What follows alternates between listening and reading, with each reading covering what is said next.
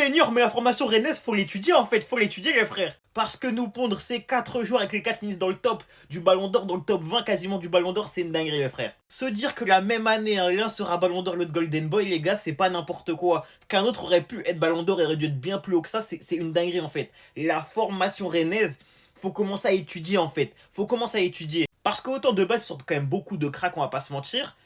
Mais c'était pas forcément des cracks qui allaient très très loin dans les plus hauts sommets du football, tu vois ce que je veux dire. Ils jouaient peut-être dans des grands clubs, mais pas forcément de là à gagner des grandes distinctions. Là, les frères, c'est chose faite, c'est clairement chose faite. Se dire que Dembouz, le petit garçon du stade rennais, est devenu Ballon d'Or, que Désiré Doué, je le répète, va prendre son Golden Boy, et il est promis à une grande carrière, tu vois. Il y a un monde où dans quelques années, il prend un Ballon d'Or, sait-on jamais.